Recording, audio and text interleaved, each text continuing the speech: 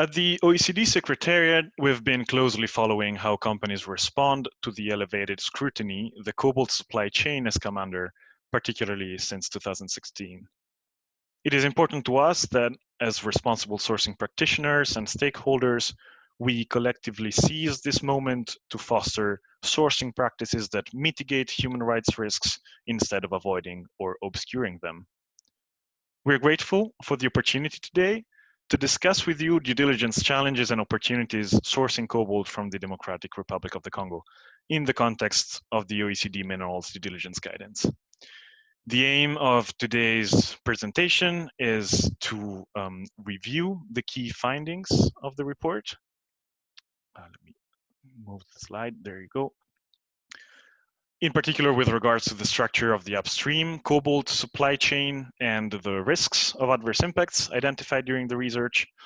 We'll also take the opportunity of today's webinar to clarify potential misconceptions around disengagement and risk mitigation, and discuss progress on some of the recommendations formulated in the report and during the International Cobalt stakeholder meeting that was held in Kolwezi last year.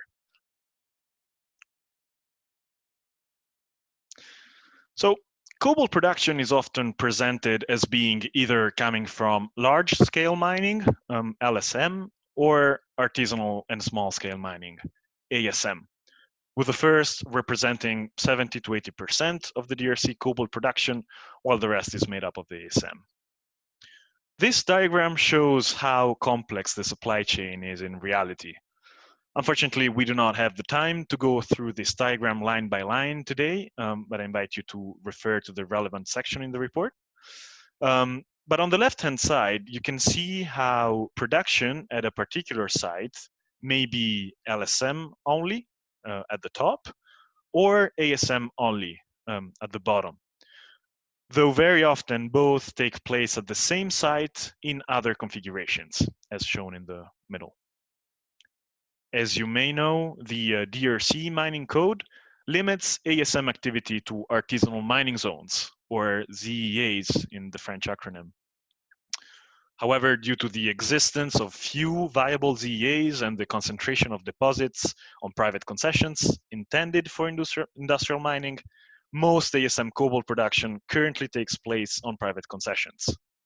The relationship between ASM and LSM operators when working at the same site range from hostility to cooperation, with the determining factor largely being how LSM chooses to engage with ASM. This diagram also shows how ASM material is blended with LSM through trading and processing. LSM operators and crude refiners may purchase ASM material from buying centers because they do not have an active exploitation permit, or when they do, in order to supplement their own production to reach target grades and production volumes. The reality of ASM production and sourcing means it simply cannot be ignored or excluded.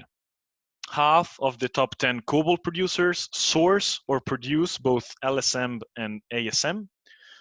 ASM is considered a swing producer and a market stabilizer in many ways. It can be ramped up without years of planning. Workers are highly mobile and can switch between sites, commodities, and tasks. This makes ASM in southeastern DRC indispensable to balancing supply and demand for cobalt, copper, and even tin, efficiently and flexibly allocating labor to mine sites, and allowing companies to address supply shortages and surpluses from LSM sourcing. ASM may be largely informal, but it's not necessarily illegal. It is also regulated, albeit through a framework that could benefit from more clarity and capacity for those enforcing it. Importantly, hundreds of thousands of people in southeastern DRC depend directly on cobalt and copper, ASM for their livelihoods, with many more indirectly dependent on it. And people in this region often earn higher incomes in ASM than in other fields. So this means that agriculture, petty trade, light industry can complement ASM, but likely cannot replace it as a livelihood option. Simply put, ASM is here to stay. Lastly, child labor in ASM has attracted significant attention and is clearly a serious abuse. But it is far from being uniformly present across ASM sites. There are serious risks related to corruption and the management of private and public security forces in LSM. So instead of accepting LSM as supposedly clean and ASM as tainted, companies should exercise comprehensive due diligence of both, disengaging from specific suppliers only when mitigation has failed or is impossible. We'll see more in the next section. So in the second section, we're going to go through selected findings related to three types of risks, namely serious human rights abuses, the interference of armed groups, and corruption and other financial crimes. So different forms of child labor have been observed at copper and cobalt ASM mine sites. A recent mapping of mine sites observed children present or working at about 1 in 4 ASM sites, with the number of children varying significantly from site to site. Most children at mine sites accompany their parents or work independently. However, children working for third-party adults have been shown to be more vulnerable to serious abuses. There are significant weaknesses in existing due diligence practices regarding child labor. These include low levels of disclosure, an emphasis on livelihoods programming, often insensitive to the place of ASM in the economy, and de-risking strategies prompting premature disengagement from ASM. Such disengagement strategies have also led to underinvestment in formalization of ASM. So while both child labor and the worst forms of child labor should ultimately be eliminated, it is important to distinguish between them in order to choose the right mitigation strategy. The decision to terminate a business relationship largely depends on the circumstances and the risk appetite of the supply chain actor. But companies are expected to exhaust other mitigation options before disengaging.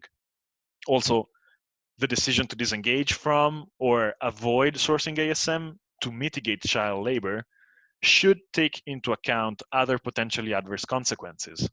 In fact, company actions to address child labor should prevent the child from being pushed into a more precarious situation. The Okatonga and Lualaba provinces are not considered conflict zones. Tension related to land use, the ASM-LSM interface, and competing interest groups sometimes do result in violence at mine sites, though non-state armed groups have not been reported to be involved. Nonetheless, involvement of rogue elements of public security forces in mining activities has been widely reported.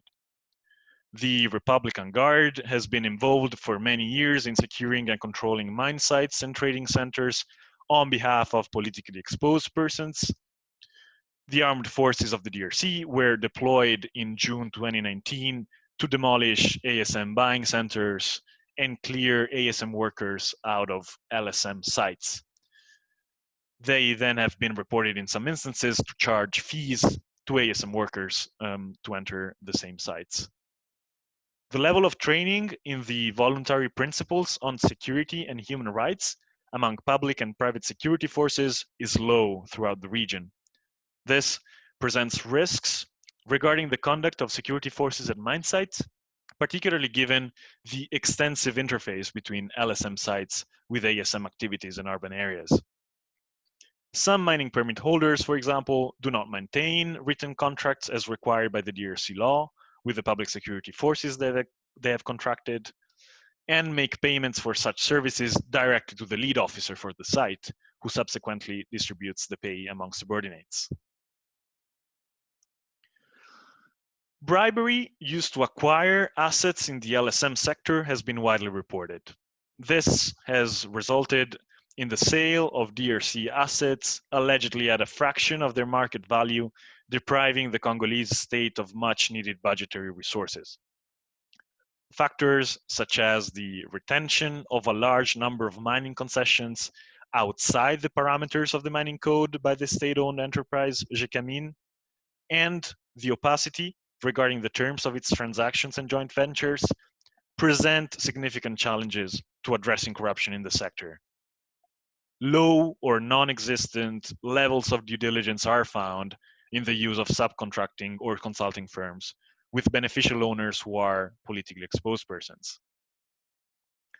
Several corruption risks are also prevalent in the ASM sector, including many cooperatives directors and buying centers owners being themselves politically exposed persons, and informal payments collected by cooperative management from ASM workers.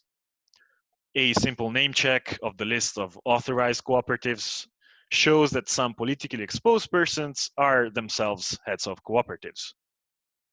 As cooperatives are assigned to ZEAs by the government, there is a considerable risk that political affiliation represents in fact the main factor behind the choice of a certain cooperative for a ZEA, and sometimes the existence itself of the cooperative. I will now turn to Ben for recommendations from the report and to examine progress and challenges over the last 8 months. Thanks, Luca. The report's recommendations looked at 5 areas where companies need to improve their approach to due diligence and responsible sourcing of cobalt and copper in parallel to ongoing governance reforms of the sector.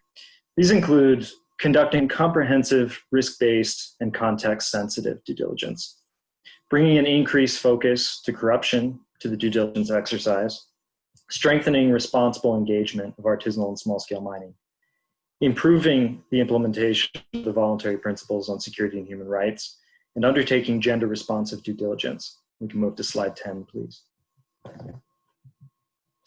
We've included the recommendation to conduct comprehensive, risk-based, context-sensitive due diligence since it serves as a reminder of some fundamental tenets of the guidance and encompasses overarching principles of good practice relevant to all recommendations. At its core, it means taking all relevant risks into account in the course of due diligence based on their severity and prevalence, and responding to them in a way to bring about effective mitigation, and in some cases remedy.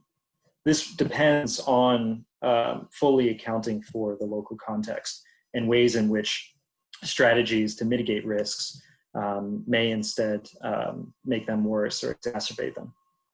It also means, on the one hand, expanding due diligence beyond an at times singular focus on child labor, while on the other bringing a more nuanced and sustainable solutions to bear on the problem of child labor, and particularly the worst forms of child labor, which remain a real and troubling dimension of the upstream supply chain. There are several ways we recommended strengthening the governance framework for mineral production and trade and related policy to support more effective due diligence in this regard. First is extending reporting requirements for companies to publish annual Step 5 reports on how they carry out due diligence, a point on which there's already been progress.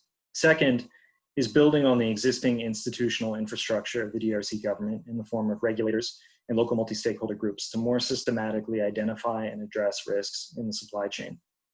The report also encourages the DRC government and its Interministerial Commission on Child Labor at Mine Sites to continue its work on supporting and enabling children to voluntarily withdraw from mine sites through education and social services, as well as in some cases, alternative livelihoods that are accessible. We call upon companies to urgently expand the scope of their due diligence to include all Annex II risks and related adverse impacts, while prioritizing certain suppliers based on their level of risk. This is the risk-based approach of the due diligence guidance. As part of their due diligence exercise, they should consider all options as part of risk mitigation planning, including continuing or suspending trade in the course of risk mitigation efforts, and disengagement only after risk mitigation efforts have failed or if the company deems risk mitigation unfeasible or the risks unacceptable. They should promote strong links between projects seeking to address child labor and due diligence policies, and ensure that child labor risk mitigation policies do not put children in a more precarious situation.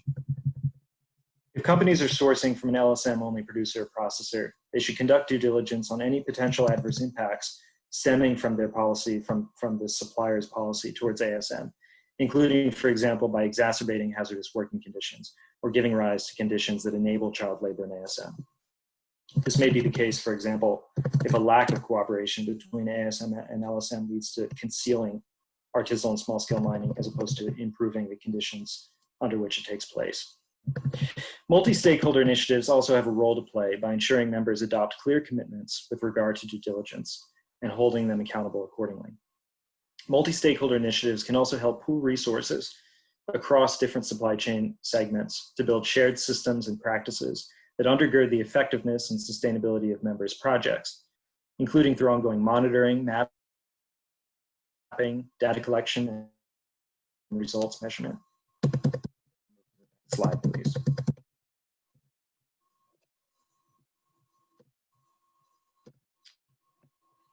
We included this map of major child labor remediation and ASM formalization projects in the report. The number of projects has already grown significantly in 2020, but more must still be done to link projects to comprehensive due diligence and sourcing policies to ensure that projects are not only ad hoc efforts that leave problems in other parts of the supply chain unaddressed. We can move to slide 12. The second set of recommendations to increase companies' focus on corruption-related risks is not only important for improving supply chain integrity, but also to ensure that the DRC's natural resources benefit mining communities and other local populations and serve to reduce the high levels of vulnerability that give rise to child labor in the first place. More transparency and disclosure regarding the operations of state-owned enterprises in the mining sector, and agreements like joint ventures in line with the 2019 recommendations of the Extractives Industry Transparency Initiative would go a long way to fostering an environment in which corruption risks could be more easily identified and mitigated. The role of civil society, independent researchers, and the press is essential to uncovering related abuses. Companies in this risk area really have significant progress to make in order to address corruption integrity-related risks in line with the guidance. They should be fully transparent on how mining assets have been acquired and conduct extensive know your counterparty due diligence to identify risks related to politically exposed persons. Companies in the cobalt and copper supply chains should seek to carry out measurable risk mitigation, as with any other Annex II risk.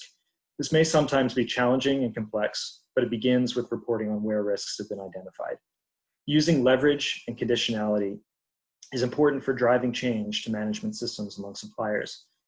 Companies should give particular attention to the victims of corruption, whether they're citizens at large in local mining communities or artisanal miners disadvantaged through weak leverage and representation in negotiations on supply agreements. We can move to slide 13. Strengthened ASM engagement is necessary in order to mitigate risks ASM miners are exposed to and transform the sometimes hostile relationships between ASM and LSM operators. The OECD, other intergovernmental organizations, and governments across the world have recognized the important role ASM plays in local economies and global markets. As Luca pointed out, ASM plays a critical role not only for livelihoods upstream, but also due to the way that it enables markets to function efficiently and effectively. We're concerned by sourcing policies that exclude ASM from company supply chains for a number of reasons. These policies ignore ASM's critical role in supporting livelihoods. They're also not an effective way to mitigate the real harms artisanal miners are sometimes exposed to, including child labor, among others. Indeed, ASM exclusions may often aggravate such risks and sometimes give rise to new risks. Instead, the due diligence guidance recommends that companies responsibly engage with ASM through setting clear timeframes for progressive improvement. Improved governance should focus on promoting viable and formalized ASM, including through ASM-LSM cooperation. The role of cooperatives could also be enhanced to better represent their members' interests and develop into fully functioning ASM operators within a formal framework. Building on the institutional infrastructure discussed earlier, the DRC government can help build risk assessment mechanisms that support formalization. Companies are encouraged to formally engage with legitimate artisanal and small-scale miners and progressively build their capacity and improve practices. This also takes the form of adapting know your counterparty protocols to the specific characteristics of ASM and setting realistic expectations for improvement within clear timeframes. Buyers willing to work with legitimate ASM production have at their disposal tools such as the Code of Risk Mitigation for ASM engaging in formal trade or craft, developed by the Alliance for Responsible Mining. The code is a gateway for buyers to approach ASM and apply due diligence according to the guidance, with a strong focus on continuous development and improvement. Companies should build capacity, whether this is among ASM cooperatives or other workers' associations, to improve their practices in areas such as governance, access to finance, production techniques.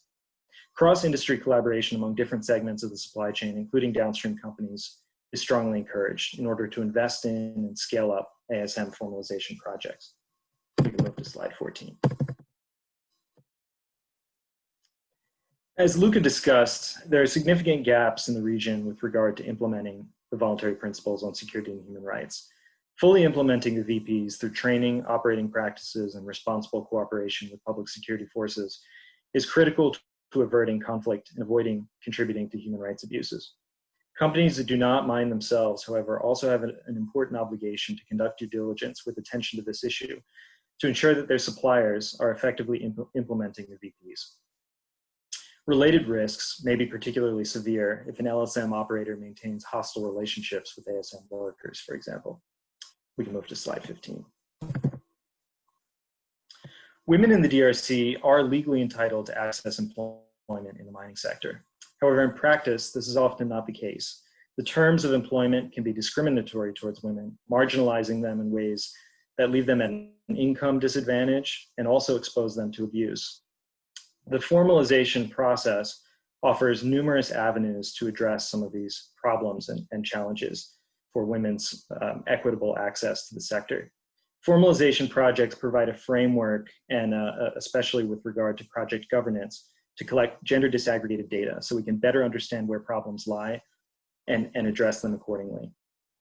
They also, through this governance framework, they also can enable us to provide better access to higher income opportunities within the sector for women, as well as to give sufficient voice to women through workers, organizations, and networks in decision-making, about decision-making in terms of their terms of employment, with regard to supply agreements, as well as on-site services, medical services, and working practices that are sensitive to women's needs in the sector.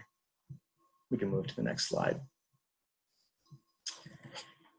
Last November, towards the end of 2019, we had the opportunity to organize a multi-stakeholder conference in Kolwezi in the DRC that brought together all segments of the cobalt and some parts of the copper industry, as well as civil society, governments from around the world, and in particular the DRC government, in order to discuss some of the key findings of our report and work together in order to identify some solutions in order to improve transparency and conditions in the sector.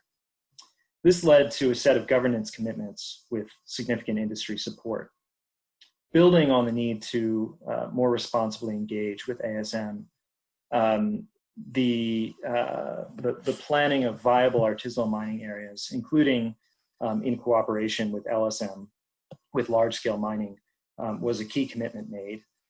So this relates to two tracks, essentially, of fostering more viable artisanal mining. On the one hand, by creating more designated artisanal mining areas, or the ZEAs that Luca mentioned, as well as facilitating cooperation with LSM on LSM concessions, or PEs.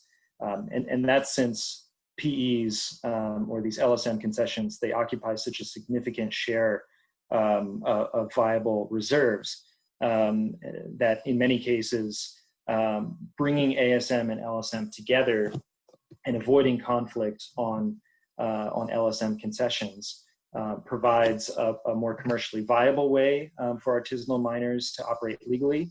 And it also brings the expertise, the engineering expertise, and mine planning expertise of LSM operators to improve working conditions for ASM. And in this regard, a commitment was made to establish a task force or working group that would involve stakeholders across ASM and LSM and civil society in order to identify regulatory approaches to easing this cooperation. It also included the extension of reporting requirements, and this is something that is a commitment that is active. But there continues to be a need to enshrine this further in the regulatory framework and to really enforce this directive in order for cobalt and copper mining companies and companies involved in trading and processing copper and cobalt to issue annual Step 5 reports based on the due diligence guidance. Another commitment included enhanced mine site monitoring and inspections. Based on our research, this is entirely feasible.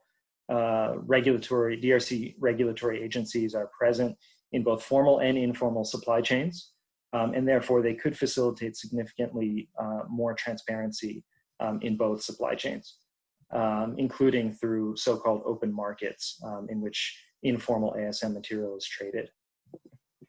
We can move to the next slide. So the question is, where are we with these commitments? These commitments have indeed led to some very promising action in the first half of 2020. We've indicated here some key actions. This is non-exhaustive, but these are some tangible actions that we've observed, and we've marked them. We've marked those in blue to indicate private sector actions, those in gray to indicate DRC government actions, as well as some persistent pain points or blockages in orange to fully realizing some of these efforts and goals. So as you can see in the upper left-hand corner, regarding governance of artisanal and small-scale mining production, trade, and processing, there's been a doubling of ASM formalization projects since we were in the field and since the multi-stakeholder meeting at the end of last year. That's very encouraging. There's also been significant progress made in developing ASM operating standards that draw in some cases on the craft standard as well as incorporate the due diligence guidance. And that's being carried out by multi-stakeholder and industry initiatives. On the DRC government side, we've also seen reforms of informal ASM trading continue to advance. In many respects, this is promising since it could allow for open markets, ASM markets, to continue functioning and serving a role in order to facilitate an efficient upstream marketplace, as well as a nascent DRC ASM buying scheme. And this can also be important for bringing more transparency to the sector and better aligning incentives with ASM formalization, getting financing partners involved, essentially making the regulatory framework and fostering government agencies that can enforce that framework in order to encourage more engagement, more responsible engagement with ASM. However, we continue to get mixed signals from industry, especially with regard to de-risking. That's the phenomenon by which downstream and midstream companies, instead of seeking to improve ASM conditions, are seeking to exclude it entirely from their supply chains, which of course often only exacerbates the risks that ASM workers are exposed to. So while on the one hand we have a proliferation of ASM formalization pilots, on the other hand we continue to see these categorical bans of ASM, which is first of all not a valid risk mitigation strategy and is not in keeping with the due diligence guidance. Then we've also seen efforts to improve transparency in the sector through reporting and auditing. We've seen a fairly significant expansion of smelter and refiner auditing with related corrective action planning. This is really encouraging since this approach also takes a more nuanced perspective of risk and focuses on risk mitigation, improving practices, as opposed to simply categorically accepting or excluding certain types of supply. And then also staying with the private sector, we've seen an adoption of reporting commitments along with other due diligence commitments made by members of industry and multi-stakeholder initiatives. Likewise, as I mentioned before, we have seen this extension of reporting requirements in line with the guidance for copper and cobalt. And this is something that has become the mandate of a new DRC regulator, but we continue to wait to see how this manifests in practice. And as a result, partly due to the incomplete progress on some of these issues, we continue to see persistent incomplete reporting on risks. And that goes for both breadth of reporting with regard to covering all Annex 2 risks, as well as depth to ensure that companies report on how they address such risks. We can move to the next slide.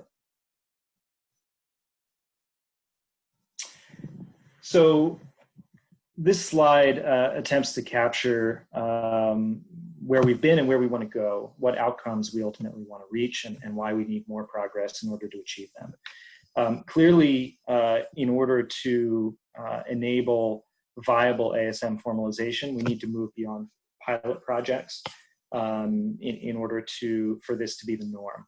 Otherwise, we're left with an uneven playing field between companies that either continue to exclude ASM and further conceal abuses that ASM workers may be exposed to, or other companies that continue to source informal ASM without addressing such risks as well. And as a result, those who are attempting to source ASM responsibly are at a competitive disadvantage. So we need a level playing field.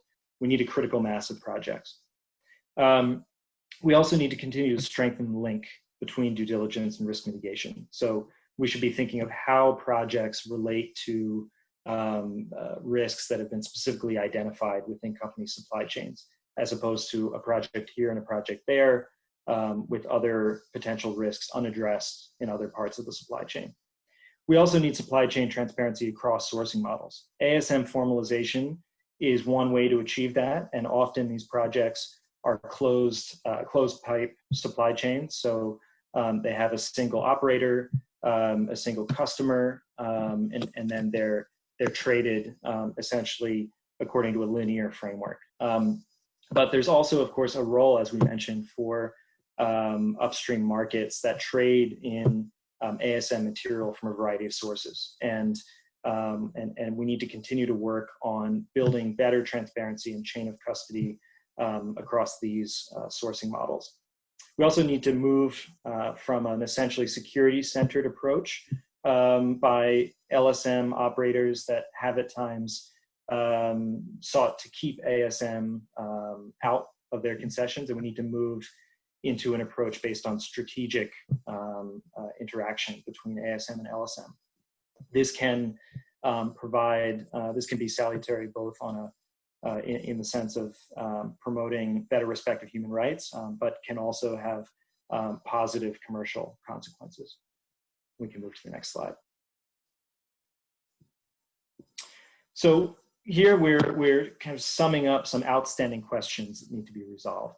Obviously, there are some questions related to the reforms underway in the DRC, how the state buying scheme is going to function, what impact it will have on existing formalization projects, how it will interact with other efforts to formalize ASM, how the new mandates, how the mandates of new regulators and state agencies overlap or are reconciled with those of others, and also how to institute more supportive frameworks for ASM, LSM cooperation so that LSM operators can take the risks and can accept the risks that are necessary by responsibly engaging with ASM.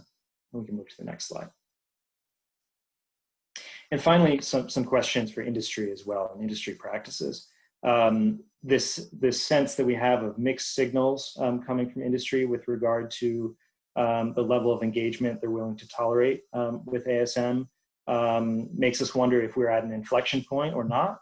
We're keen to see that it is, and that companies are starting to change to more to adopt more nuanced approaches with regard to risk and ASM, and in order to more substantively mitigate risk as opposed to simply instituting blanket bans on ASM supply. We want to see companies use leverage constructively. Often we've seen leverage used as a way to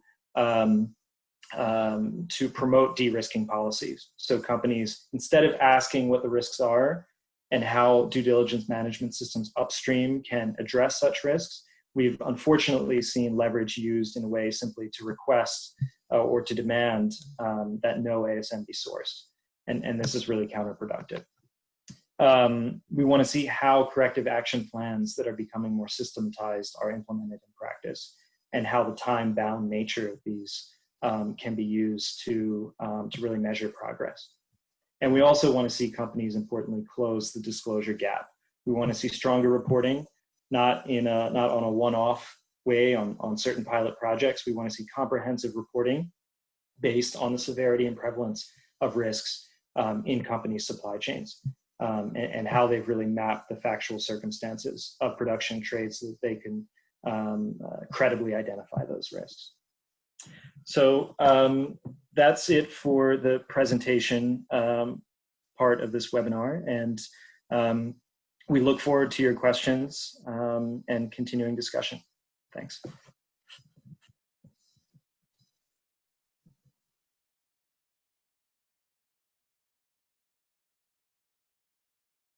All right, Ben, thanks a lot. We are now with the 9 o'clock. We're aware that some of you might have other meetings starting at 4. I see that we have already a few questions in the chat. If you wish, you can also just raise hand and we can unmute you and ask the question. All right. Could you hear me fine? Yeah, I think I've seen a hand raised. Stephanie Shumsky has a question. I'm gonna stop the recording now.